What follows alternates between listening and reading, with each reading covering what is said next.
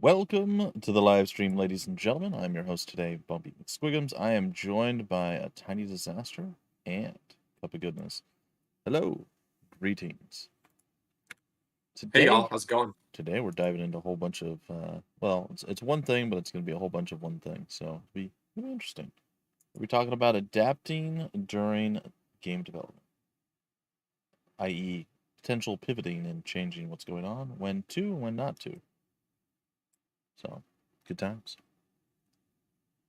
Yeah, it's a really interesting topic because I think it's something that is that most developers that are experienced are really aware of.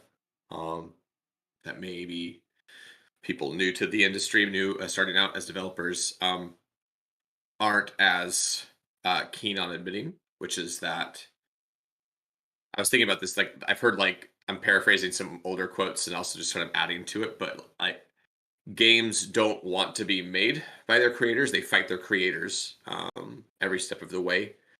And so, when a game developer brings a game to fruition and ships it, and it's really really solid, um, there has to be some appreciation for that. I mean, it doesn't have to be, but like I think there should be because it's a really really hard thing to do generally. Um, and there's two reasons for that. Like, there's the more obvious one, and then I think there's the slightly less obvious one. The obvious reason is that the way code works, the way introducing new code into code base works, bugs pop up all the time, often a variety of different ways, like a variety of different just experiences that you can face these bugs like all the time or almost never. And they can just and oftentimes they're just embedded in the code somewhere, you know, hopefully someday to be discovered and fixed. But there's also, I think, another side of how games don't like to be made, which is bringing design from paper to reality, like or within the actual code of the game. So many great designs on paper, or great like kind of design thoughts, mechanics, etc.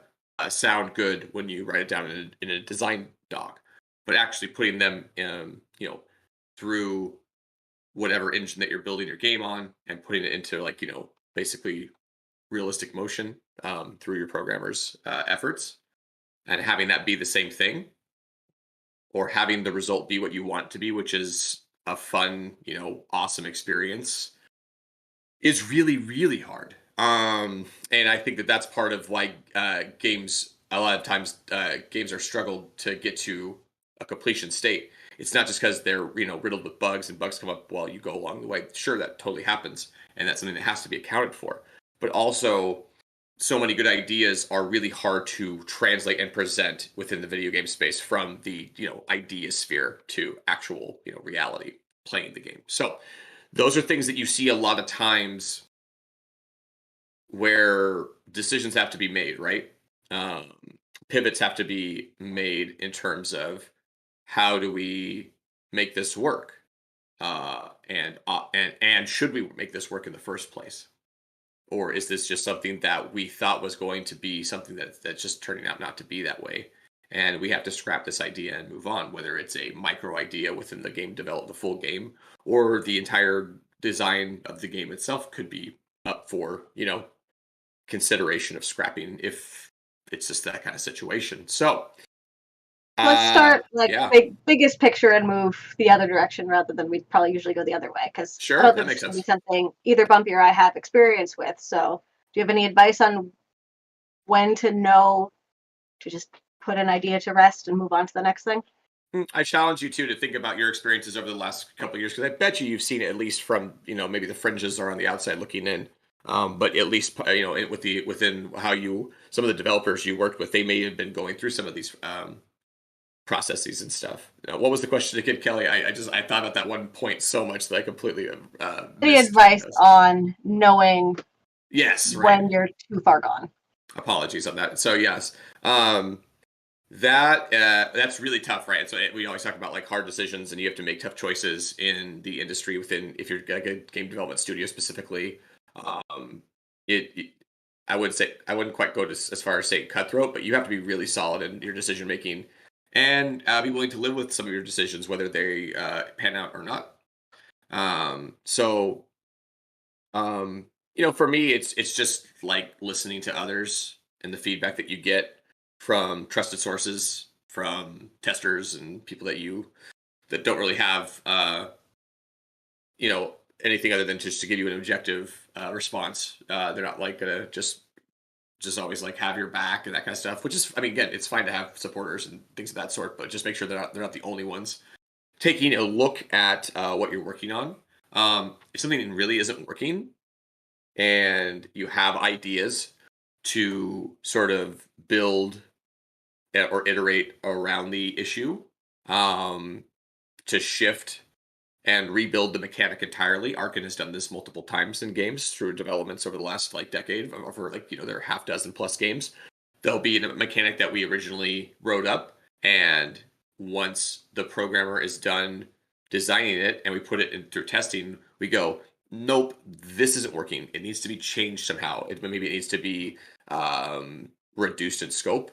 Maybe it needs to be minimized. Maybe it needs to be scrapped entirely. Maybe it needs to be built out further. Like there's just lots of different things to consider there. If you're doing these kind of things at a more micro level for your game, I think that's okay to continue to try to figure it out and push through.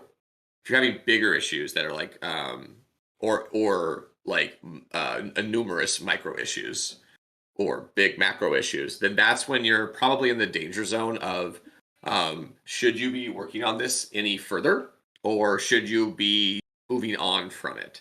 Now, it depends on what it is, right? Like TD and Bumpy, we've talked about hobbyist developers, solo developers who develop for passion and not necessarily out of like, commercial interest all the time. Maybe they make money, but that's not the end game for them. They just are passionate about what they do and they work hard on those kind of games. That it's kind of like up to the artist if they want to complete the work they're on, or if it's like a commercial or business situation, like if you're a studio that people are relying on you to make good business decisions to not only make money but to not flush a lot of money down the drain, so to speak. Even if it's good experience for a team to work on a failed commercial game, as in a game that never reaches its fruition, never launches. Maybe that's good experience for the team, but it's costly experience. And there's no reward for that experience within the short-term context of we did complete this game, we did ship it, and it did sell to a certain extent. Yeah. So I think that's really important to just keep in mind is, what's your perspective as a developer? Are you just a solo dev working on your passion projects and you don't really care necessarily if everything comes to fruition like you want? You just want to, get the mechanics in the game, try to make them as fun as possible, cut where you need to cut, and then ship. That kind of thing happens all the time, I think, with smaller scoped games and smaller teams. But once you get into that sort of range where a lot of like a full team or studio is depending on financial successes, then you're getting into a different perspective of where it's like you have to be really nip tuck in your decision making and make sure that you're not just spending months, if not years, on a project that will eventually either fail or will fail one way or the other, whether it gets scrapped, whether it gets commercially released and the mechanics or the gameplay just don't deliver the way that people were hoping for it to. People that were maybe hyped up for it, maybe it never built up hype in the first place. That also happens as well. That's kind of a different discussion, I think. But that, like, if it's a good game and it's made well, but then it just never got the build that it needed, that's not quite what we're discussing today. But that's like that's a different topic with the marketing. But yeah, so I mean, that's my advice, I guess, in a nutshell, is know what you like, know your mantras, like know like what your code is and what's important to you as a developer, and then from there understand when you need to make those pivots, what's at stake I guess, like, ask yourself what's at stake at every pivot. Yeah, so this is definitely something I've come across in my own personal projects or other careers and whatnot. But I'm always kind of the only stakeholder that Right. I can spend years writing a book and decide there isn't a market for it or it's not good enough. I've still learned stuff from it. It sucks that I've wasted the time, but nobody else is going to lose any money, et cetera, et cetera. So doing it on even as you get even to a slightly larger scale than one person, it gets a lot harder to navigate. Right, because every significant pivot is a gamble. It says I'm going to now dig further into a budget. When I say significant, I mean that it's affecting the total manpower, time, schedule, or financial expense that's being put into this project. 100%, but also not pivoting can be a gamble, so it gets kind of stressful. Very true. I agree with that too. Like, not pivoting when you should pivot is ruination as well. I'm actually saying that the third option of scrapping it entirely is something that you need to consider. Like, I think at every pivot, not that it's like needs to be the lead thing that you think about, but it just needs to be on the table of things that you're considering. Like, it's like, I'm going to consider potentially that this isn't going to work at all. And again, maybe it's a micro scrap. Maybe it's scrapping the entire thing. Like, it depends on the situation. I can see Cup. He's just he uses the doomsayer and all the projects. Oh, another change. We should just scrap it, guys. Oh my god, we got to do this now. No, we should just scrap. No, I'm kidding. When it first happens, you're kind of like, wait, why are we delaying? Like, why do we have to? We had this schedule in place as a younger, greener Cup. In the project management space, I didn't really click in with the fact that, again, this is just part of the process. It took me about maybe 2 or 3 games to realize, hey, this is how it's gonna go, and maybe 2 or 3 more games after that to go, you know what? Not only is this how it's gonna go, but I should prepare for that. I should have mental, preparation for this kind of Missy thing. brought up a good point. I can imagine the effect on morale for others working on the project. That's something to kind of take into consideration as well, that whatever you do, it's going to reflect on the rest of your team. It's either and I can also see, because I think scheduling is probably the biggest adaptation we see of games just tend to take longer than people think they're going to take. And I'm sure for the team, sometimes it's like, oh, I can breathe now. We're not trying to push this out. And sometimes it's like, I've been working so hard and now the goalpost has been moved.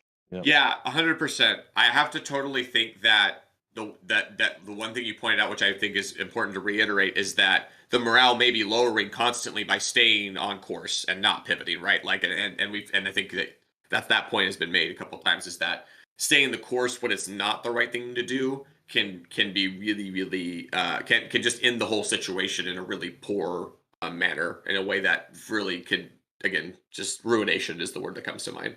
Hopefully folks have enough mental fortitude to be able to withstand one of the things that bothers me the most when a recording gets messed up or something happens is I hate wasting my time. It's one of the things I cannot stand.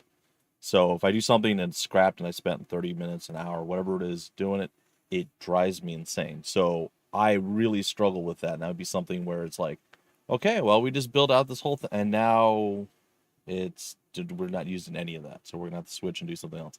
That would bother me, but oftentimes I know that with Arcen's case, they don't just throw that away and never look at it again. They set it aside and go, well, maybe we can do something with this later. So at least there's something to that, I think there's 2 things there. Yeah, I think that one thing that you mentioned, which is that projects that don't work out or mechanics or individual just little efforts in programming that don't work out for the exact final product of the game that it was intended for, doesn't necessarily mean that it's scrapped entirely for to the end of time, and it could potentially find another place. I've seen that happen, even like you said with Arcen, where a mechanic was actually used in a later game where it just didn't work in the original game it was intended for. And so that was very interesting. Like you said, it's like the way Chris works, and Chris is the programmer too. Chris Park is the founder of Arcen. He's also the programmer, so he's putting himself through hell, so to speak, and not necessarily other people on the programming front, which is an important note. He has had programmers in the past work with him, and I think he still does to some extent, but he is the one oftentimes putting himself through the process of the the dirty work, so to speak, of bringing it to life in the game, and then seeing if that is effective or not.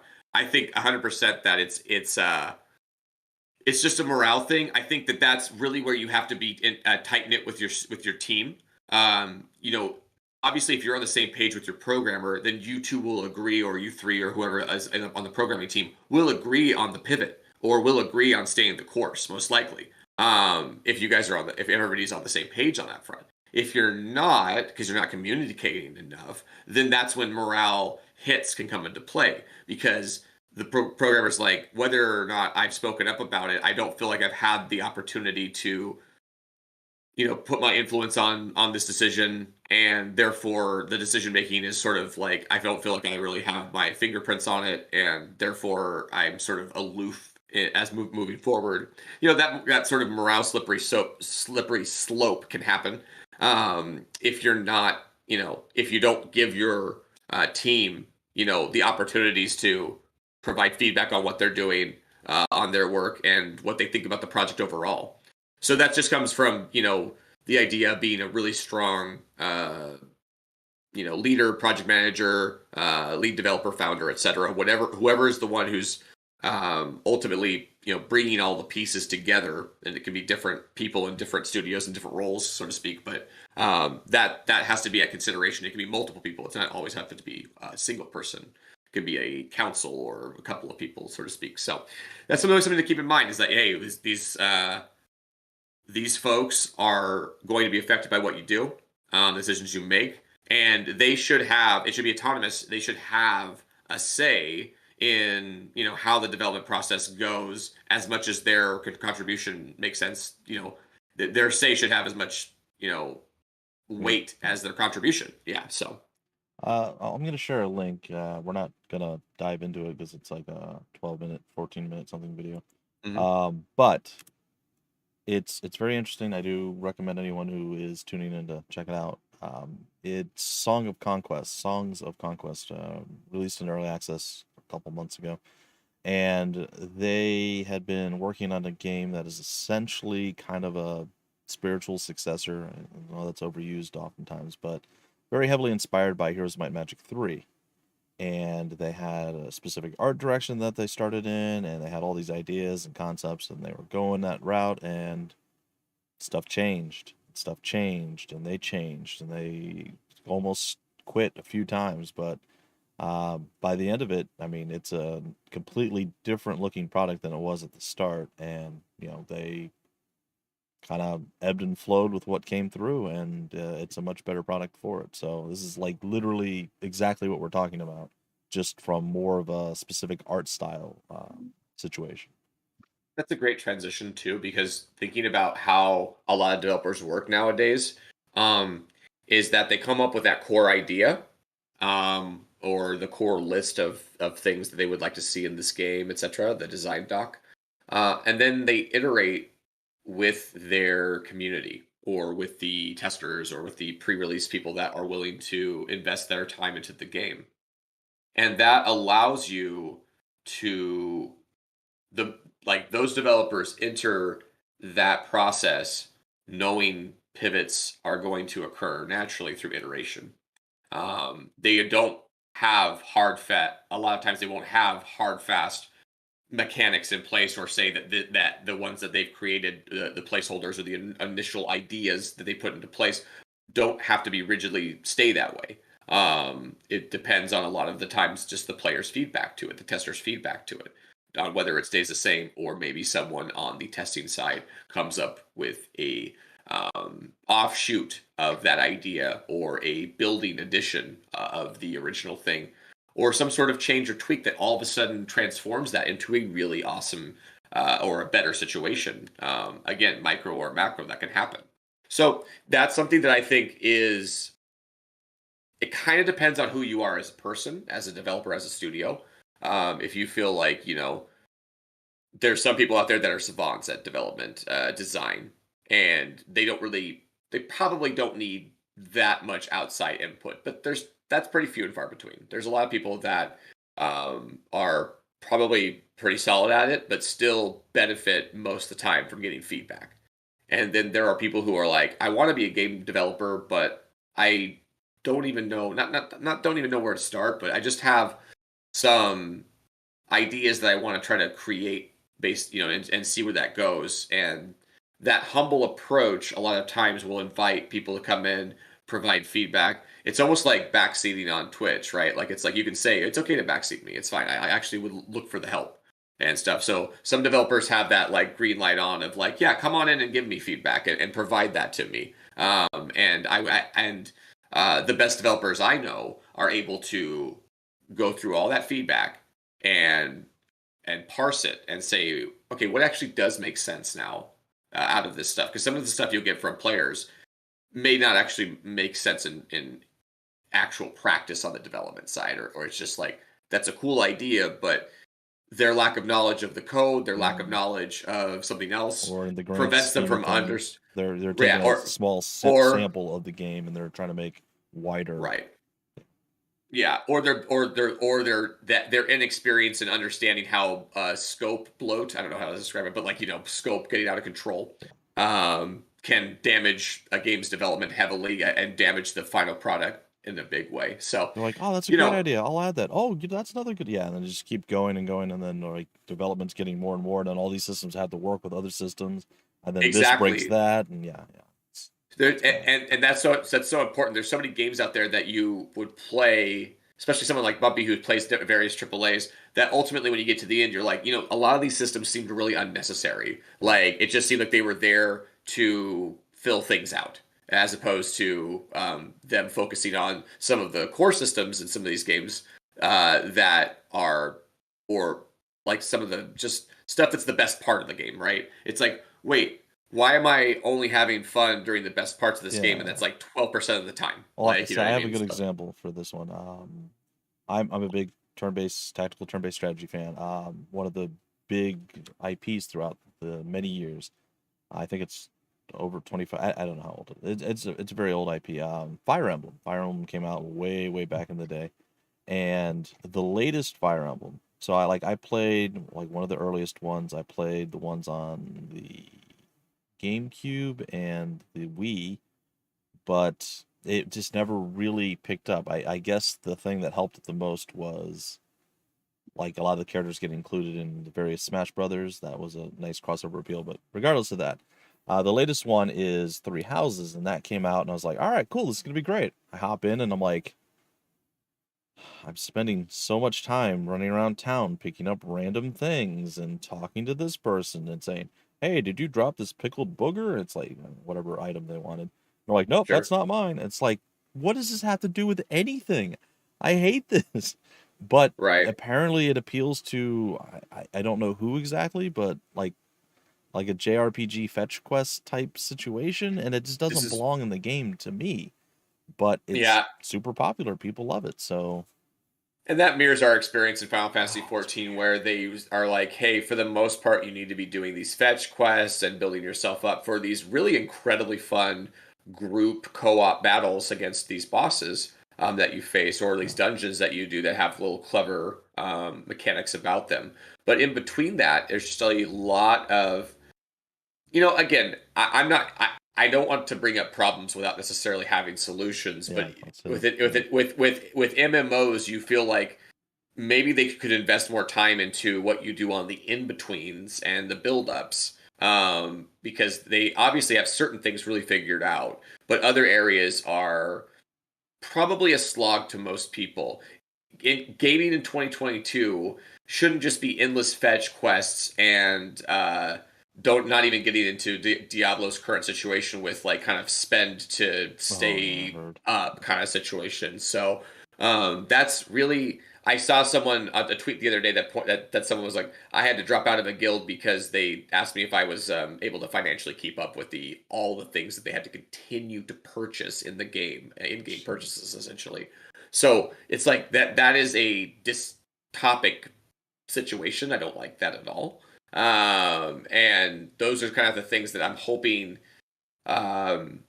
we don't just continue to fall into. Like right in the middle of the 2015s, a lot of consumers were swept off their feet by sort of the gamification of games, the achievementification. Like achievements were already kind of existed, but then all of a sudden they were like, oh, daily challenges, oh, weekly challenges, oh, all these things that continue to hook you back in, even if you're having a mediocre time in this game, if that makes sense.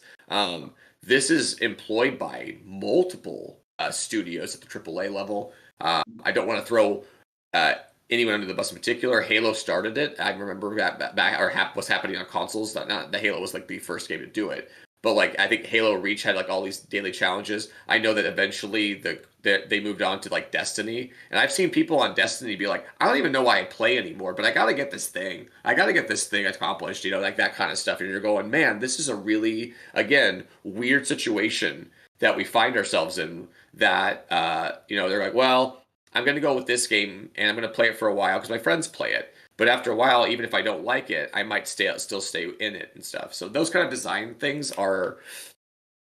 I'm wondering if like consumers are going to get sick of them sooner than rather than later. I think they will. Like it's like a thing that I think is it's like similar to microtransactions. The mobile, obviously, if you think about the mobile game market, I'm on a tangent right now. But if you think about the mobile game market, like it's in ruination comparably to where it was. Maybe like 10, 12 years ago where you had these really unique $5, $6, $10 games coming out. They can't do that anymore. Like everything has been completely gamed by the free-to-play microtransaction and ad spending because, you know, when you do free-to-play microtransaction, and then you would have to invest it into ads even to get it to pay off at this point like that, like tens and tens of thousands of dollars. This comes from like apathetic platform holders. Like Google and Apple could have done something about this and chose basically not to, and this is the result of our mobile market. But they were making more money that way too, I would assume. Correct. So correct. Yeah. Why would they exactly? Other than art and, you know, better higher society, I guess, so to speak. But I feel like, I mean, as much as I agree, like all that should be gone. That's such a tangent, by the way. Well, sorry. To a point, most of that should be gone. But as I do have one point to go back to with that. But people do that though. People are like, oh well, I'm just gonna go like.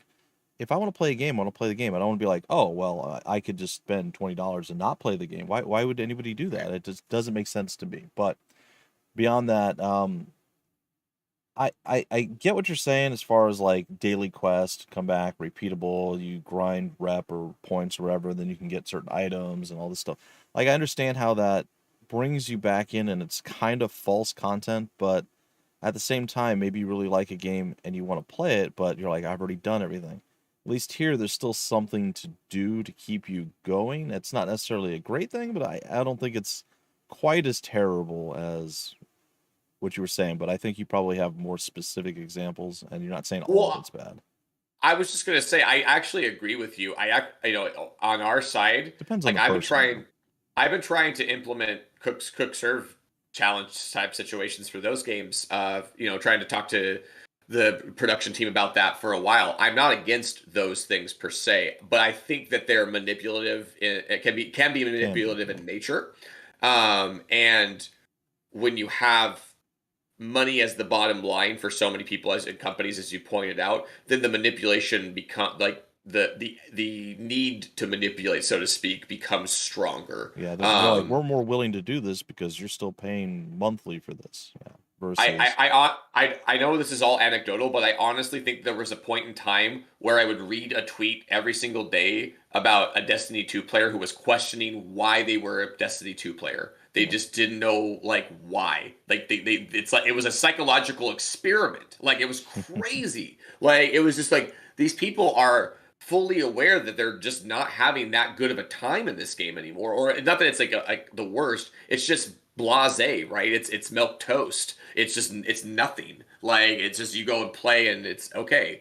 We've done this mission or we've done something similar to this, you know, hundreds if not thousands of times at this point. Like, and we're just kind of going through the motions, that kind of thing. So you just, I don't know. It's like we have to be really careful because like we continue to feed that engine of people, of the developers who say, oh, they're just going to keep doing it. They're going to keep playing the game, even though like that makes it, it just makes for lazier, you know, content or, you know, developers, producers, publishers, the big corporations. They go, we can be lazy. We can just continue to like, feed them from this drip versus actually bringing new content about, bringing new games about. Like they're like, we don't even like, people are like, you know how people, or how like big publishers used to make multiple games in a row, like Guitar Hero 3, 4, 5, 6, just be like, oh my gosh, it's out of control. That was annoying back then. But now they're like, we don't even have to release like multiple games. We just do one and just continue to suck money out of people with one game based on microtransactions, DLCs, loot boxes, subscriptions, season passes, and there's more. There's just so much more. And so I mean, it's a lot, right? And I guess to wrap this back into like adapting during game development, you have to think about that, how much of that makes sense for your games, and what are you bringing to the table? Is there value in that, with what you're doing, or is it that you're ultimately just looking for additional money? At Vertigo, we want to make more money. We want to make more money so that we can continue to work at Vertigo for years and years and years. That's the whole point of the endeavors that we do to make commercial releases. Also, we like making games. That's important. I think those things are both important to have to going together when you're looking for commercial releases. But ultimately, we're not like looking to be predatory with that. Right, you're not going to be predatory, but up front, like, it's not like we're just like, oh, we're just like about the art and whatever happens happens. It's like, no, we're making really important, informed decisions based on the business side of things, and I think that's something to consider as you're making those pivots and stuff. And those mobile game developer. I'm kidding. Right, those choices for like DLC, which is something that we're considering for the first time ever, which we've never done before, and things of that sort. How do we again bring value to that DLC and also make it less exclusionary than typically add-on content is, versus like, well, if you have the base game and you didn't pay for the DLC, you just get left in the dust, so to speak. So Missy has written us a small novel, and appreciate that. And some valid points here. She's been wondering if it's age or just busy lives in general. She tends to play way more shorter games than huge games that take 100+ hours, while when she was younger, her favorite genre was RPGs, which of course took, millions of hours with all the grinding and stuff back in those days, which was the gameplay. Now it's like, you have to kill 2 things? Oh my god, sorry. That's a whole other thing. The grind used to be the gameplay. Now it's not about that anymore. She prefers quality over game time. I agree. There's a lot of artificial padding in so many different things. So many games. Absolutely. Yeah. It's like, this doesn't need to happen right now. Why is this a thing? World of Warcraft really had a lot of those, the things where it brings you back. Do this daily quest. Grind this rep, so on and so forth. And she says she's glad in indie space there's more passion than money greed. Wanting money isn't bad, but there's a limit, and most indie games have an ending. Yeah, it's fair. You have to. I mean, it depends, because like there's some indie games that have that that gameplay loop that is, they keep coming back, like roguelikes, multiplayer games, that aren't necessarily narrative driven. But yeah, I definitely agree for that, for the most part, what Missy was saying there. Yeah, they have a story or a tale or an experience they want someone to go through, and that's generally it. They're not like, all right, well, we're going to give them this small experience, and then once they get hooked on that, then we're going to drop the next one, and then we're going to do, they're not planning 65 moves ahead to make as much money as possible in general. I guess ultimately it just comes from the fact that, like, don't be a jerk, don't be like a manipulative like person that is like out there to just like seize all the money you can from the individuals that want to buy into your stuff. And yeah, I think the point about World of Warcraft was an interesting one, because back then, before so much of this, it was really just players wanted to live there. That's what they wanted to do with all their free time. They played everything. So some of the daily challenges and whatnot felt like a way to, okay, you don't want to go home, so I'll give you something to do. Right. Because it wasn't really like they were already playing monthly. They were going to be there. They just needed more content, and the development team could not keep up.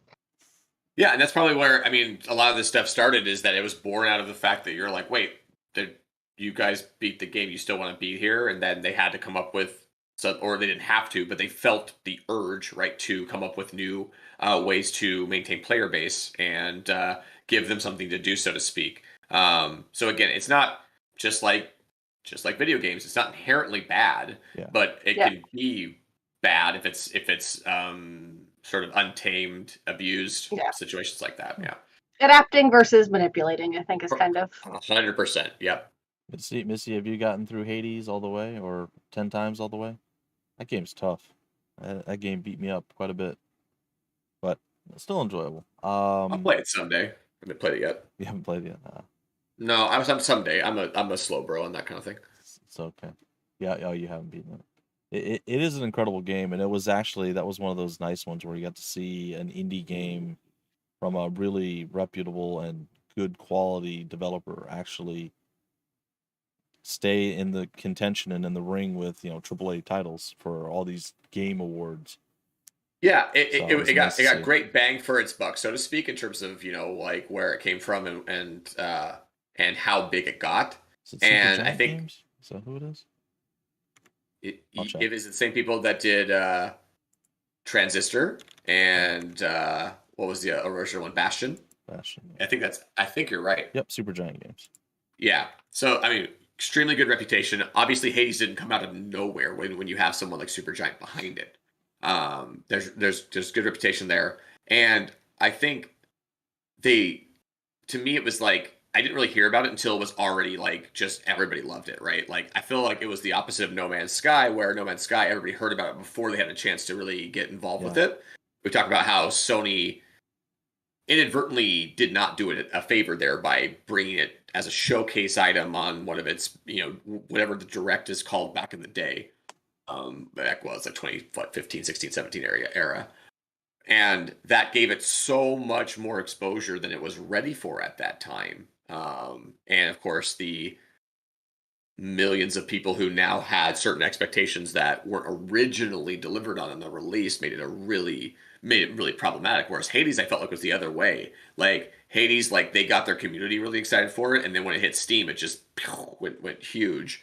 And at that point, your game is already out. It's so popular, and then it's supported at that community level. Hopefully, like how Cook Serve Forever and is going to come out and be. It'll have that nice group that has already supported the past games to kind of give it that initial boost on Steam, and then you're hoping that it takes off from there. Similar to how we're not looking at Hades numbers or anything like that, or hoping for that. Even that's incredibly stratosphere stuff, but that it takes off like that because new players see that from the community that helped bring it to that build level. up the community. You're consistent with the games you have, like Supergiant Games, like Clay Entertainment, for instance. Missy was mentioning.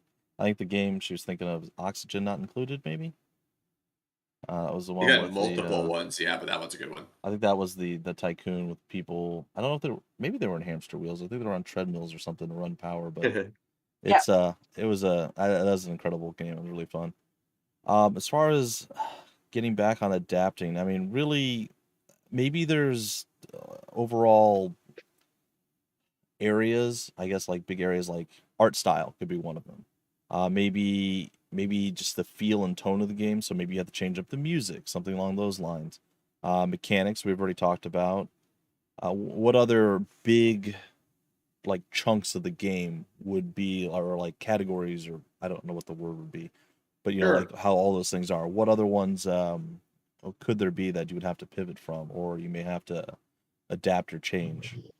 Sure. Sound design comes into play, like off the top of my head, which is related to soundtrack as well. But sometimes I know that people will go with a really generic or royalty-free kind of stuff, and that sort of lacks the punch of a nice, paid-for premium soundboard that you can take into the game and stuff. And that makes, as minor as those things can be, even like UI little sound effects and stuff like that can make a huge difference in terms of the punch, the enjoyment of going through the user experience, so to speak. I cut you off, Time Disaster. What were you going to say? Mine was a little more abstract, because before you were talking about teams, and you were kind of getting into the stuff you can control with like morale and when as adapting that way, but then also the things that you can't control. You kind of had it moved away from it now, but like team availability, if somebody leaves, like you can plan as much as you want, but you can't plan for other people's lives. Yeah, if somebody else moves on, if the team's not getting along well, if the team dynamic isn't great. So there's Yeah, so and many things involved there that might be out of your control and you might just have to adapt for with no warning. Availability was the other one. Like, so if Right. you're extending your timeline and somebody else can't stay. Can you, like, is it possible for you to be in a place where you are able to project months past your original scheduled release, or plan for a conclusion, going gold, whatever, for your game? Can you budget that into? Can you have that into consideration for your budget? If you can, then those, I guess, known unknowns, I guess, because you kind of know, hey, someone at some point might not be available, or will leave, or we have some sort of situation that basically halts development for a month or something, while we have to find new people, or the people that are working on it have to get what they need to get done elsewhere and come back. That kind of stuff is the best way you can do that. Being preparing in advance is the best way you can do that. Is that always an option? No, and I understand that. Like, your budget is your budget. But I guess, like, this is something I really stand by. You will make it through, um, similar to how people made it through winters, by preparing, right? Like, you'll make it through tough times by knowing that tough times um, could be, and most likely are, ahead of times. Like, and you have to weather those storms, get through them, and come out the other end and go, well, since we didn't anticipate those, suddenly we are behind the eight ball in terms of our finances, our schedule, etc.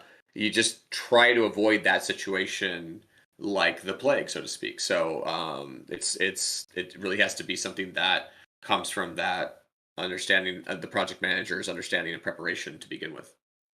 Uh, Going back to, you were talking about, UI sounds, and you're doing all these little extras, and that's something that I don't want to say is oftentimes you don't know, like, you won't miss it if it's not there, because sometimes you're like, something's just not quite there, but you always Right. appreciate it, and you recognize and realize, that important detail and all these things that were there. And sometimes it's the opposite. It's so seamless and it makes so much sense, it's just there, but if it wasn't there, you would completely miss it. Right. So you have both 100%. sides of those.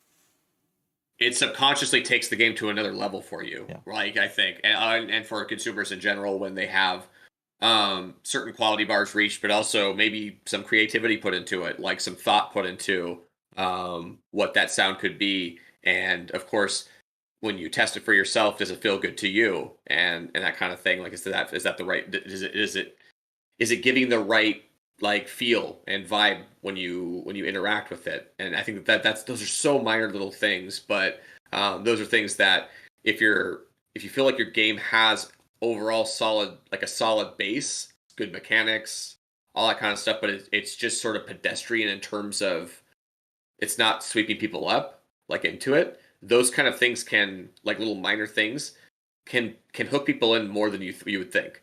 Can keep, or can, like, click them into your, or immerse them like you want them to be in your game. Even like a well done tutorial or Yeah. something where, maybe the game itself, it's going to be kind of, you're not going to need much input from the developer, but you can write up a very comedic or very just enjoyable experience as the tutorial, the hand-holding part at the beginning teaches you the game, and you're like, man, I really enjoyed that. And then it kind of carries you through to the game, and then you're like, okay, well, I guess there's no more, as far as like storyline or whatever else, but you didn't need it. You did what your job. And sometimes, that's all it needs. And a lot of people, I don't know, they feel like tutorials are a bad thing, and I really don't think they are. I love going through tutorials personally. We should 100% put tutorials on the list of, like, because that's the thing we could talk about for an hour, is the tutorial, and what it means to um games as a whole, game development, consumers, etc. Because you're absolutely right, tutorials are really hard to do correctly, in a way that is, like, immersive, that, like, really connects people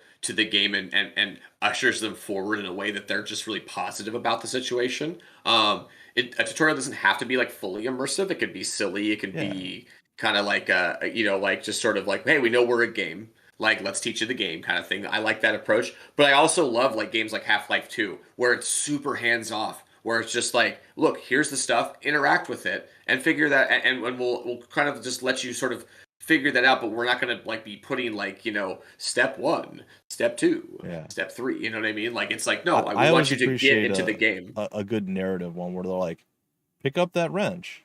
Okay. Well, what do you think you should do with it now? Go through the door. Is that too simple? I just played Star Wars Rogue earlier today.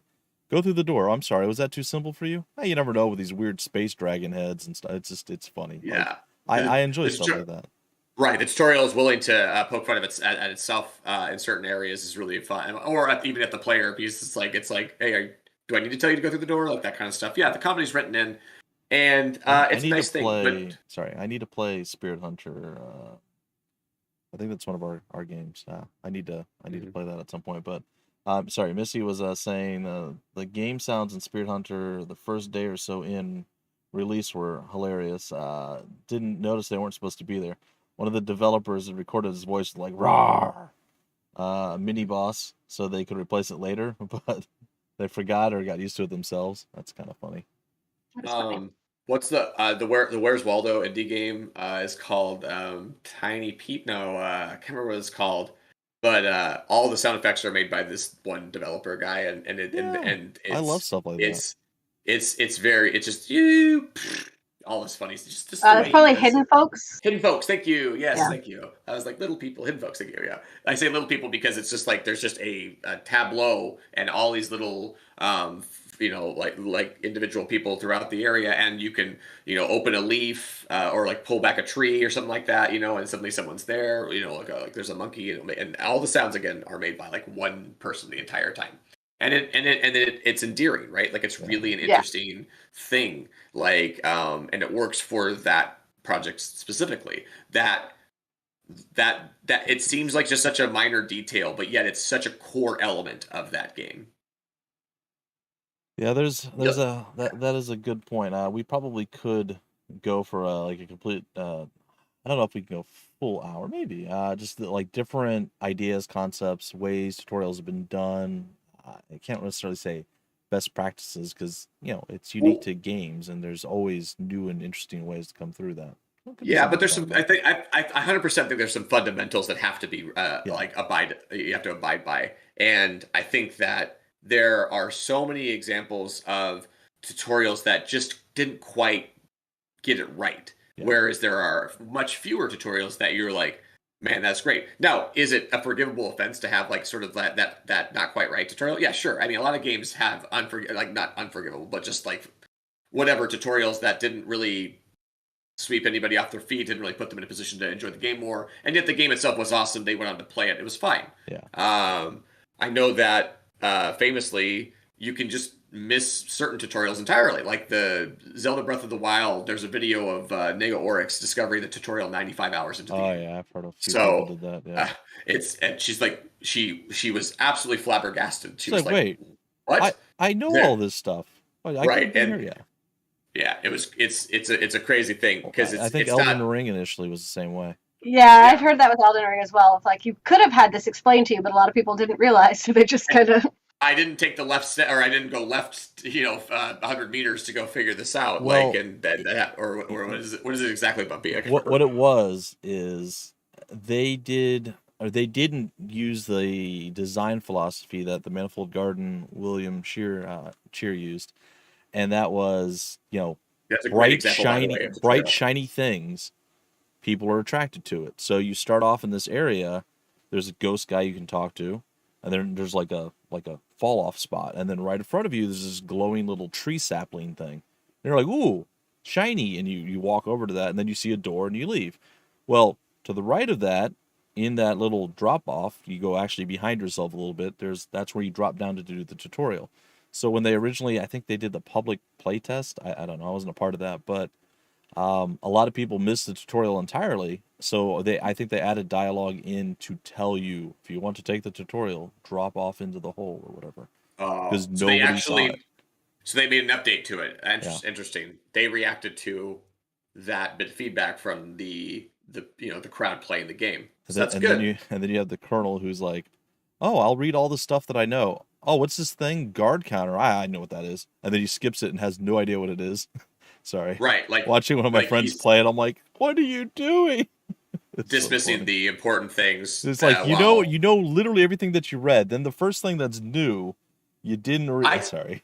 I have a weird thing of doing that too, where I'll start a game and I'm like, every word is important, and then I'll sort of drop that off by the time it's important. I suppose. Like it's like now it's important to listen to. You're like, wait, well, I've like lost my sheen on reading every word. It's like, well, you know what I mean? I totally get it. Yeah, but I mean, that was like 3 minutes in, man. Come on, you got to go over the. That's fine. It was just funny. For sure. That's the kernel for us, for sure. So yeah, I think we could probably do a tutorial one at some point in the future. I don't think that would be too bad because there's a bunch of different things we can pull from. Our favorites, I'm sure, stick in our minds, and we could riff on sound effects and UI and user experience as well at some point too. I think knowing if it's working or not working is kind of the important one. Yep. And I guess Tiny Disaster kind of touched on this. And I guess I just want to reiterate, we kind of spoke about when not to necessarily bend or fold or decide to scrap it. And it was more along the lines of, if it's not going to be costing, tons of money for people, if it's a passion project that you want to see to completion. And you got to have faith. Like you really have to have faith in that situation that you're saying we can push through this and get this figured out. Because if it's not working and then you kind of keep pushing through and it continues to not work, like that's, obviously, I think my when not to adapt thought had come more from if it's working really well and maybe you're a little ahead of schedule and okay, what if we just throw in one more thing and wouldn't the game be so much better if we do this? And then sometimes it's okay to just sit. Yeah, avoiding, and that goes back to avoiding feature creep, right? Yeah, and scope creep, as was mentioned by TD in the thing. So that's totally true. Just because things went really well and you have extra budget doesn't mean that you have to then infuse that extra budget into kind of forcing extra things into the game that maybe doesn't make sense or the design that doesn't make sense. That said, there might be ideas you come up with during development that you feel, hey, if this base game goes well, and we sell enough copies, we have other ideas that we can implement that we'd love to do. A lot of times, those ideas, being able to separate what the core game or base game should have versus maybe ideas that should be set aside for DLC. That's a really important, kind of ability to do as well, like skill to have. Is say, okay, I don't want to include some of this stuff in the base game because it's going to create feature creep, and ultimately it doesn't quite fit with the core game, like all these other elements do that I've already have in place. Sorry, TD, go ahead. I've recently been reading a book about kind of the behind the scenes of the MCU movies and how that kind of became what it is. And one thing I found interesting, and I don't know how well it could be adapted financially. Disney basically eventually, once they had started to get hit after hit, had given them, if you come up with a better idea, make it happen. Like more than most movies, they planned for changes in post and refilming. And if we have a better idea, let's take the better idea. And it's paid off for them wonderfully, but Disney's financial backing has played such a big role in that being remotely possible. So I wonder if maybe that kind of, if you have something like that, early access maybe can help. Of get out your original thing and then give yourself some room to play. Yeah, and something's lost, I think, in that process as well. If you do that too much, like you lose some of the long-term rhythm, the long-term motifs, maybe that were set in motion by the originals. Maybe that's okay to leave behind, right? In certain cases, because the originals weren't that good compared to like some of the things that they were able to build forward on. Other times, you're going, well, actually, when you go back and watch all these together, it's pretty disjointed. Different. It's similar to probably the Star Wars series the new ones I haven't seen. They had different directors, right? So what you cause there is you cause little like potential rifts that the viewers might have to suffer through because you were setting all this stuff up, and now with a completely different director, that stuff has been either swept under the rug, retconned, disregarded entirely, etc. So it's interesting because it comes back to I'm fascinated by how we play with works, how we play with creative things, right? Like things that we're creating, and how that impacts those things ultimately and how people interact with those products. And video games is, of course, squarely in that kind of stuff. Every decision you make is ultimately, obviously multiversing, and you have a different product than the one you might have had if you had made a slightly different decision, even. So it's pretty fascinating stuff. Ultimately, I feel like coming back to it, adaptation comes from your ability to be really confident in what you're doing on your end with the design, but also being open and like humble enough to understand when design choices are not working. And they need changes. They need maybe sweeping changes. Maybe they need minor changes. Maybe they need scrapping entirely on a micro level, or on a specific, this mechanic needs to be pulled out and something else needs to be implemented entirely. Or maybe this the whole thing isn't working and you need to you just need to move on to your next idea. If you have multiple ideas, that's often what developers have is a list. Then that's not the end of the world if you say, okay, I actually do have other ideas I can move on to that I think are more viable now that I've tried to put this one in motion. It's just not coming together. Other than that, like, just really, I think it's the most important thing to decide what kind of developer you're going to be. Are you steadfast in your design, early design, like doc creation, and you're going to see that through to fruition, and decide, if you're going to die on certain hills or not. Like, make sure that, and make sure that you're not fully dying or like getting, extinguishing yourself. And then on the other hand, if you're going to, work with a community to build your game, which so many people are doing now to great successes. Understand what you want, how you want to leave your fingerprints on the game, because it's so easy, I think, to just go, yeah, it makes sense to have all this, and all this great feedback I want to implement and stuff. But ultimately, that can be a really dangerous situation for the creator, who has to now like force through all of that, implement all of that, and maybe get in like an endless cycle of continuing to iterate when, like we talked about with earlier, with like playing games that we don't want to play anymore. Maybe game developers are stuck developing games they don't want to develop anymore. That's 100% true for some games out there, by the way. Like, certain developers are just like, crap, it's making money. But they might creatively want to move on to other endeavors. So that's something I think is a philosophical thing, but something to consider as well. Well, you kind of started to touch on it. Something I was going to mention, and Missy also. Might be hard to distinguish the loud minority and people that tell you something because they care for the game. This might be more of an early access thing. And then what I was going to say was something akin to oftentimes the last thing that you really might start making pivots and changes for is when, people get their hands on the product, whether it's early access, beta testing, so on and so forth. And it's kind of up to the developer or the director of the project or whatever the case is, that they have to kind of cut through the noise and see any threads that are actually a problem, like through threads, as opposed to, I don't like this one thing because it hurts my eyes or something. Now, that's not to say that people that have, accessibility and all that stuff is important, but there's like certain things that this is a glaring issue versus, okay, that's something we can adjust later on. And just like whenever I make suggestions on, well, I would have done, or I personally like this better, so on and so forth. And I always say, don't take my word as, make this game specifically for me. See if there's other people out there that have these same thoughts and ideas. Like just because I like something or I think something should be a specific way doesn't mean it's better for the game as a whole either.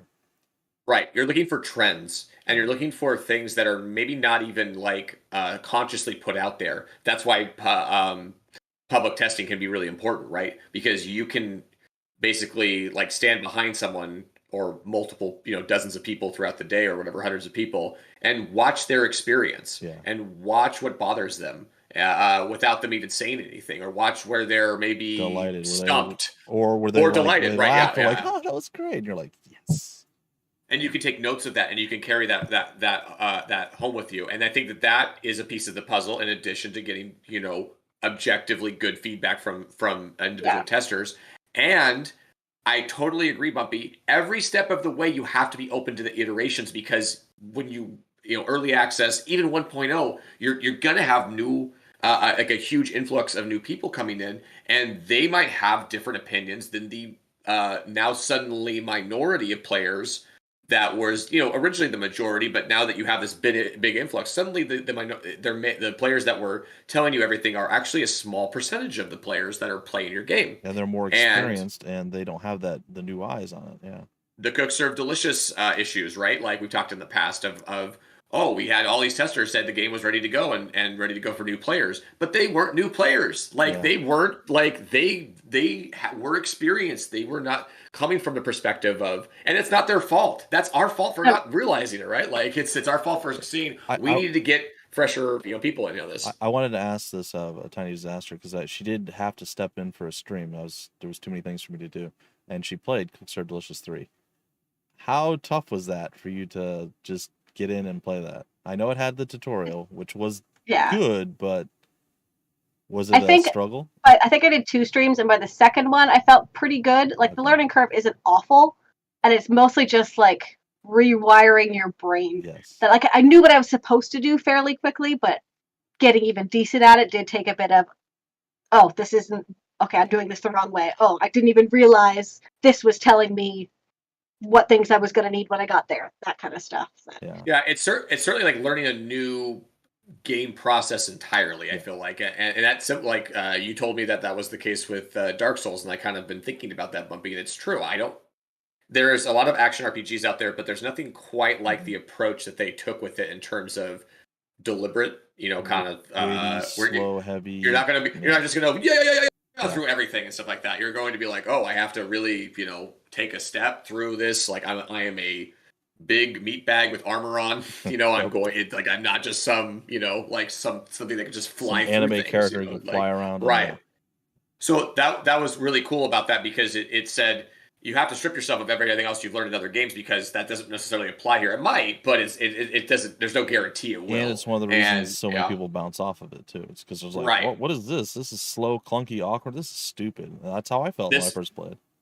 And this is, I think Elden Ring tries to.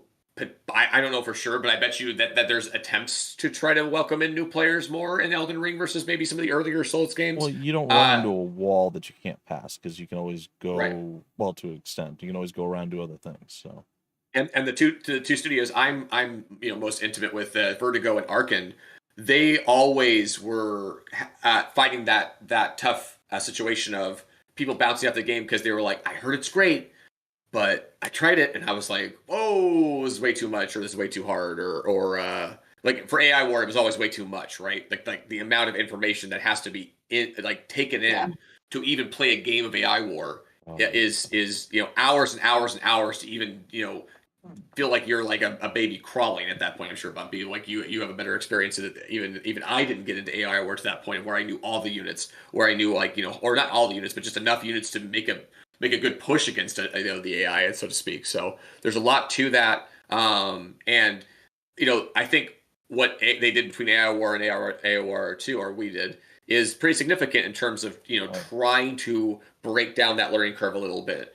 Because ultimately it is satisfying when we get these, when you get the clout going for being a good game like AI War was, like Cook Serve Delicious, getting that clout's great. But then you see some of a lot of people that got this in the 2010s to 2016 kind of era got it from cheap deals, humbles, sales, that kind of stuff, and they opened it and they bounced off of it and they closed it, or they never opened it to begin with. And so it's nice to have their money, but that's not the only thing that we're after, really. Yeah. We really are interested in making sure that everybody that picks up the game at least has a opportunity to get into it, and that's hard and it's vague and it's kind of nebulous to talk about that subject. But we will definitely do a tutorial one. So and then Missy's already sending me like, oh, you should talk about this, and this. So I think we'll definitely. And we're getting to time, but I mean, there's definitely I like this discussion because it seems like a gateway for a lot of other discussions that we could do in the future. And TD just got us a new list of things too, so we've got a lot to cover here over the next. Few months as we're available during the summer months. I think Wednesdays are usually pretty good. I'm not out of town most of the time on a Wednesday, so that's inspiring.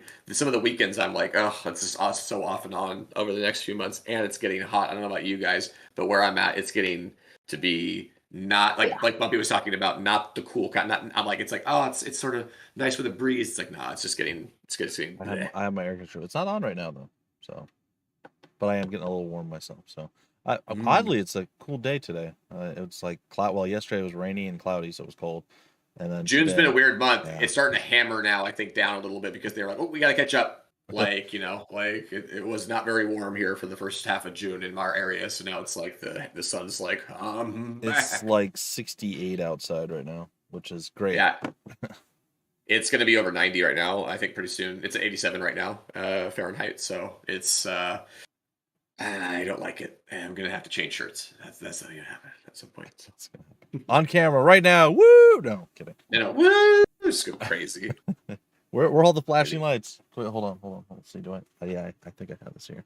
Indie Bros gone wild. Yeah, for sure. I think the red light. Yeah, come on. The red light special. No, I think we're good. No, we're good. Oh my god. All right. So we might have gotten off track a little bit there, but no. Overall, I think we touched on most, if not everything, that we wanted to talk about. Some interesting insights, a lot of little divergent paths that opened up maybe potential other things that we can talk about.